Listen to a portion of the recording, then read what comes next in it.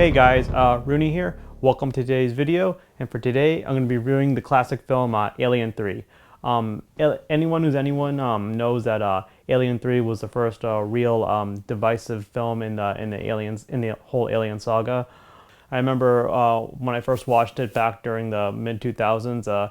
At the time, the film had a 33 or so percent score on Rotten Tomatoes, and because of that, I first watched the film with some low expectations. Even though I liked it, I would definitely agree that it was underwhelming compared to Aliens.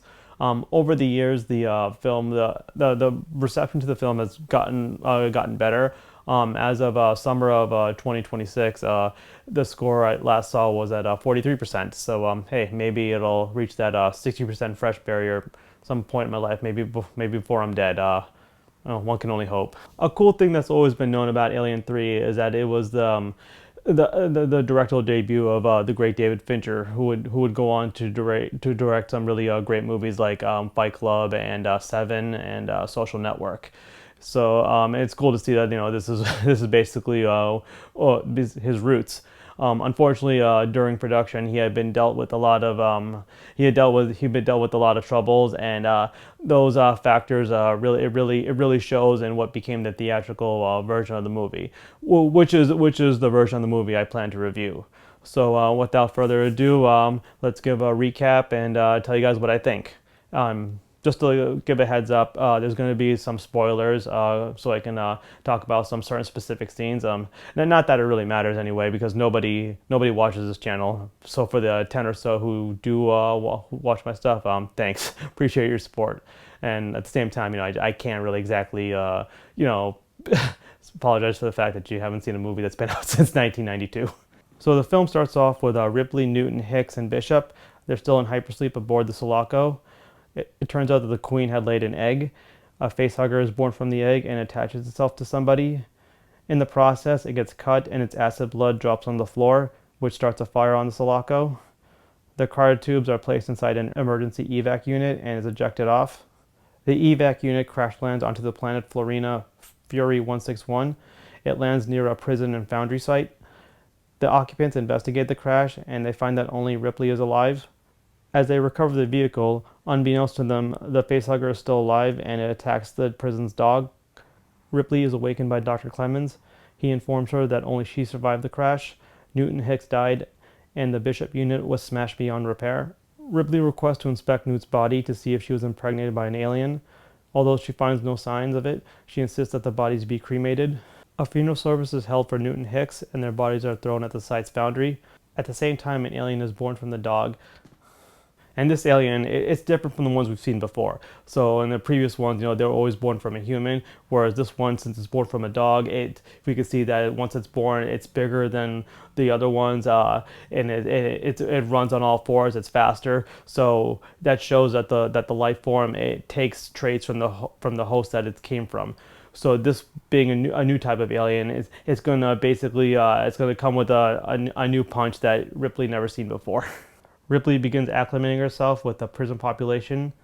She meets the prisoners' leader, Dylan. He explains to her that they were all once convicted prisoners who eventually changed their ways and discovered a new fundamental faith.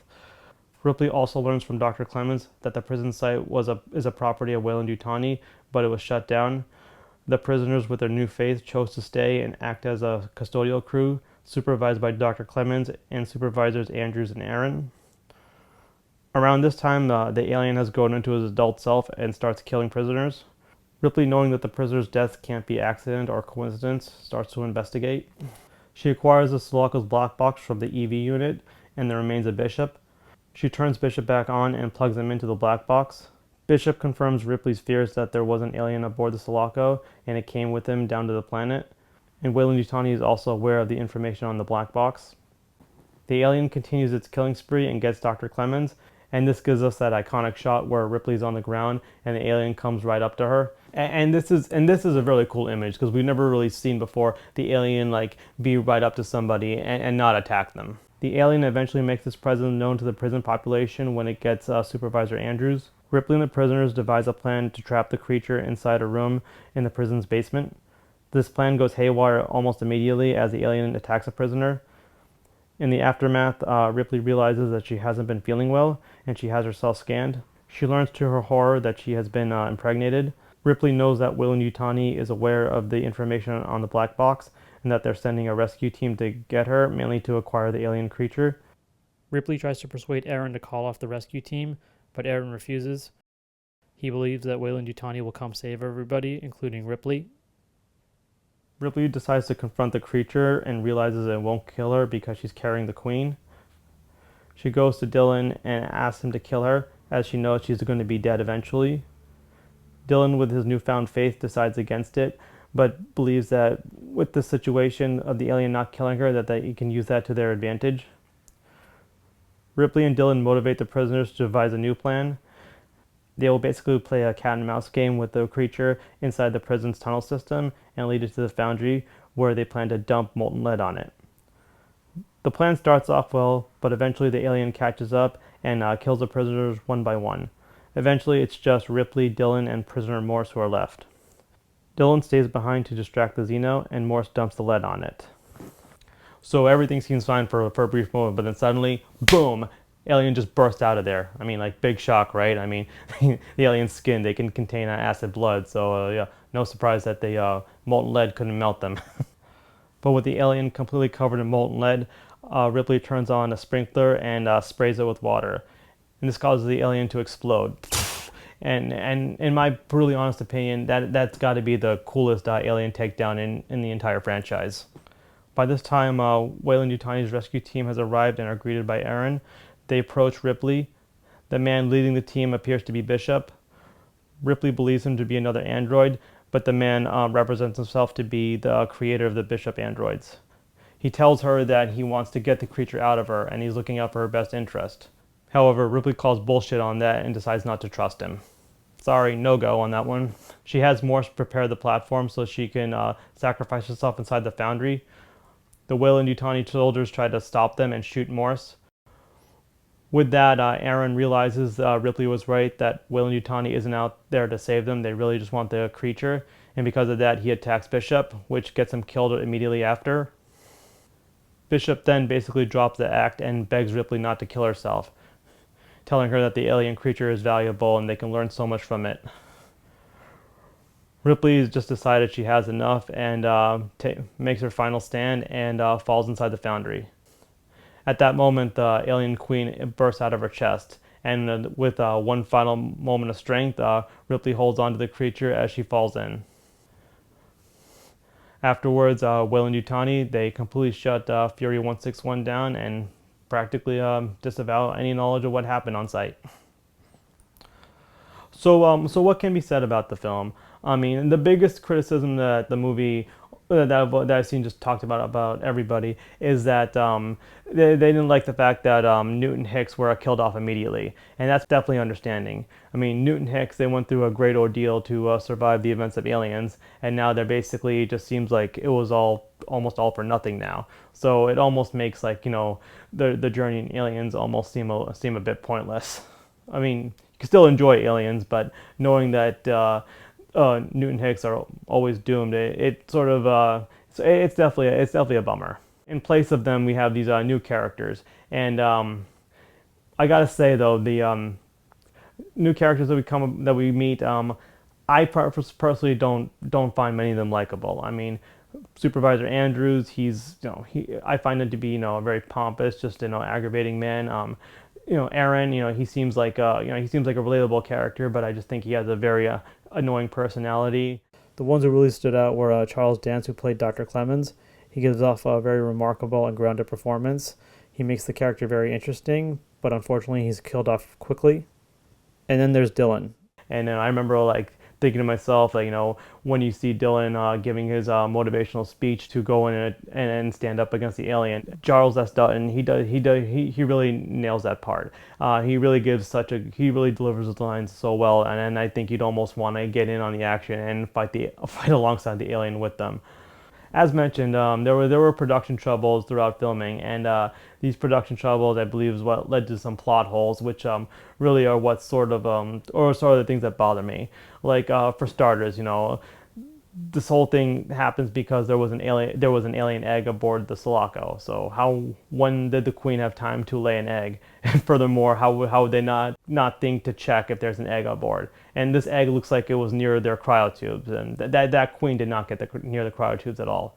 And second of all, this facehugger, it apparently impregnated two people. It's always been, one facehugger for one host, and one alien is born. This one, impregnated Ripley, and then impregnated the dog after. So, I mean, unless if there was supposed to be scenes that explain that it's a special kind of facehugger, or the facehuggers that, that will give birth to the queen if they have, two embryos in them, maybe that could be the case. But that was just something that was never really delved into.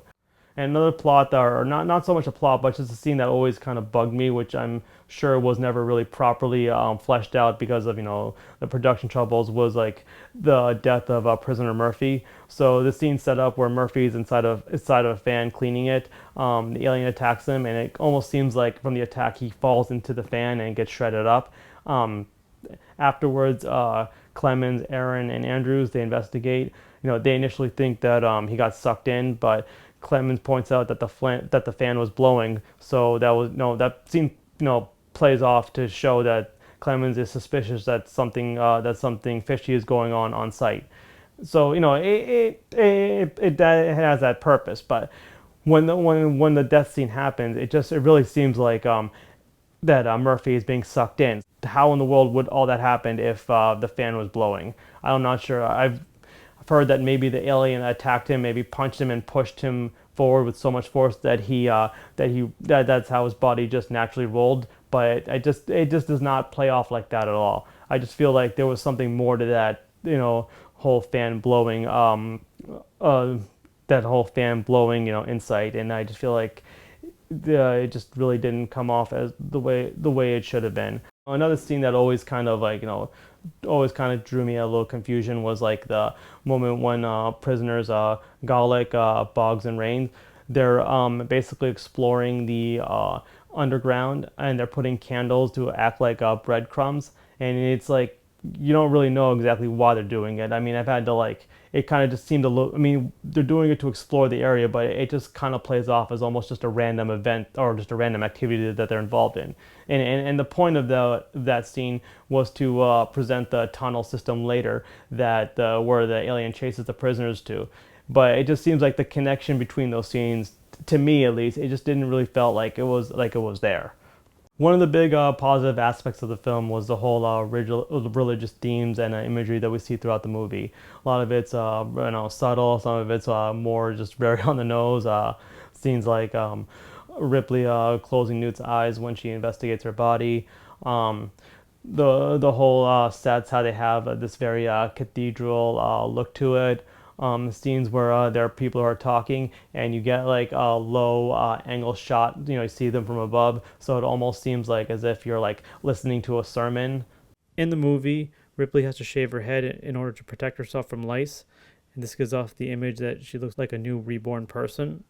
There's a lot of red visuals in a lot of the dramatic scenes of the movie, and red, it works for that because red to me always feels like it has a very hell, kind of aura to it.